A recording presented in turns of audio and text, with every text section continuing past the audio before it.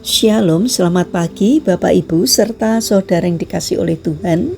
Kiranya berkat, damai sejahtera dan sukacita dari Tuhan Yesus Kristus senantiasa menyertai kita sekalian. Sebelum kita mendengarkan firman Tuhan dan renungan, marilah kita berdoa.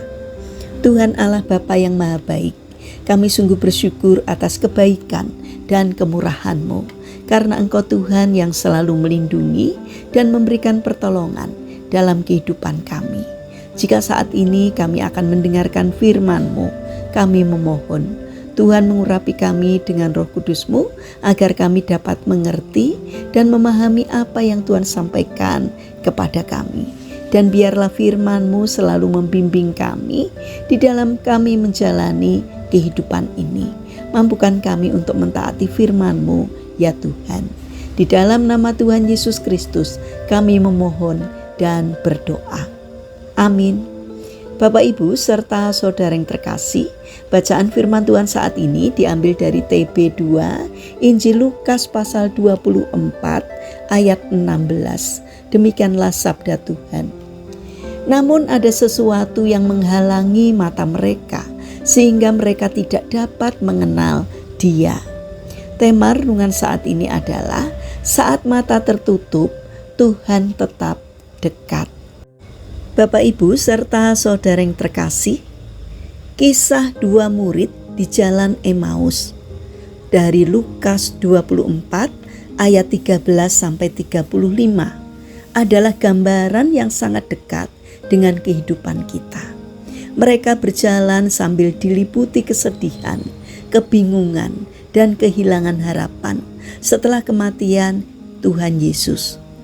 Di tengah perjalanan itu, Yesus sendiri datang dan berjalan bersama dengan mereka. Ironisnya, mereka tidak menyadari bahwa pribadi yang mereka rindukan justru sedang ada di samping mereka. Mengapa mereka tidak mengenalnya?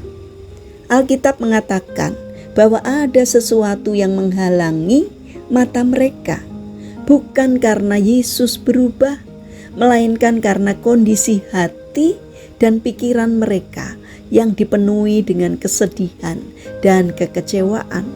Perasaan itulah yang menutup penglihatan rohani mereka. Bapak Ibu serta saudara yang dikasihi oleh Tuhan Yesus Kristus, seringkali kita pun mengalami hal yang sama ketika masalah datang, entah itu persoalan keluarga, pekerjaan, kesehatan, pergumulan pribadi.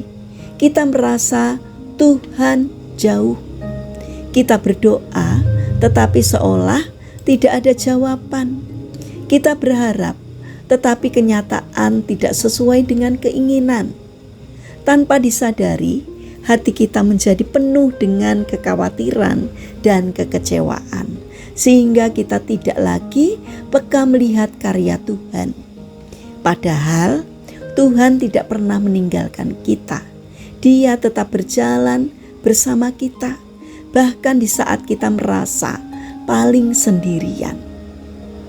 Bapak Ibu serta saudara yang terkasih, ada sebuah kesaksian sederhana dari seorang ibu yang mengalami kehilangan pekerjaan. Selama berbulan-bulan, ia bergumul, merasa Tuhan tidak peduli.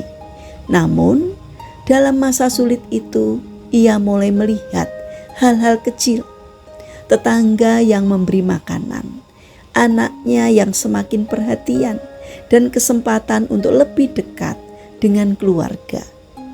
Di suatu titik ia berkata, ternyata Tuhan tidak pernah meninggalkan saya.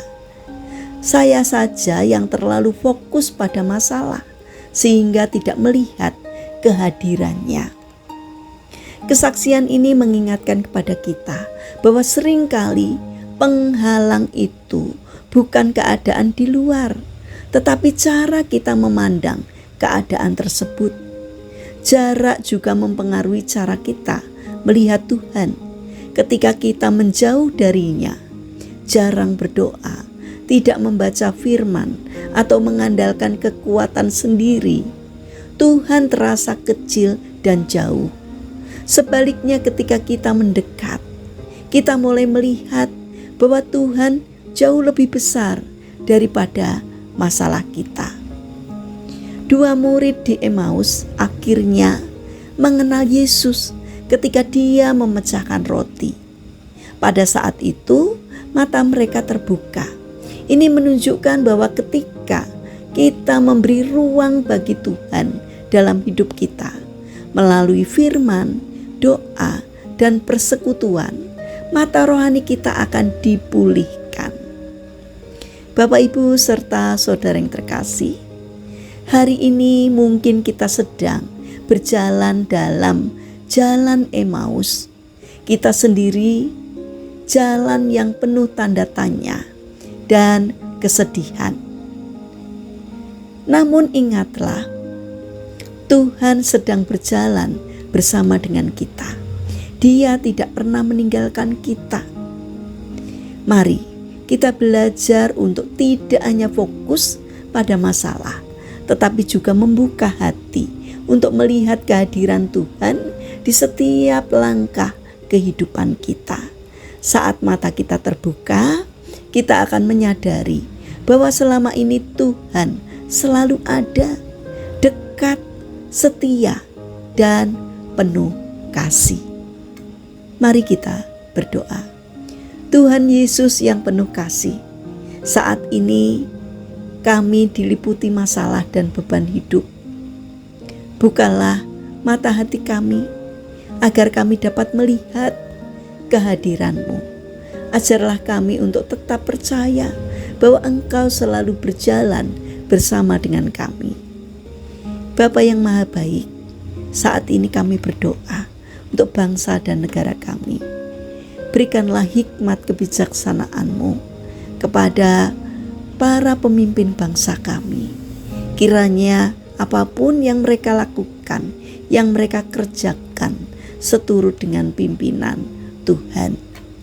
Berkatilah bangsa kami agar semakin menjadi bangsa yang bijaksana, tidak mudah terpengaruh oleh kelompok orang-orang yang tidak bertanggung jawab. Tolonglah agar semakin banyak orang yang memiliki karakter baik di negara kami, supaya bangsa kami semakin hidup makmur dan sejahtera karena berkat dari Tuhan. Bapa yang Maha Baik, kami berdoa bagi saudara-saudara kami yang mengalami kesulitan hidup. Kiranya Tuhan membimbing mereka sehingga mereka menemukan jalan keluar. Kiranya Tuhan berkenan hadir untuk menolong dan memberkatinya. Saat ini kami ingin menyerahkan setiap rencana kami hari ini ke dalam tangan-Mu.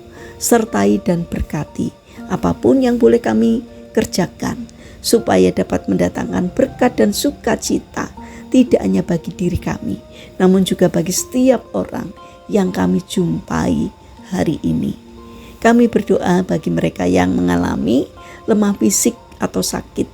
Kami memohon kiranya Tuhan berkenan hadir untuk menjamah dan menyembuhkannya. Terima kasih Tuhan. Kami serahkan seluruh doa dan permohonan kami kepada Allah Sang Juru Selamat kami, Allah yang hidup, yang kami kenal di dalam nama Tuhan Yesus Kristus. Amin. Puji Tuhan, Bapak, Ibu, serta saudara yang terkasih, kiranya firman Tuhan dan renungan hari ini dapat menjadi berkat bagi kita semua. Haleluya.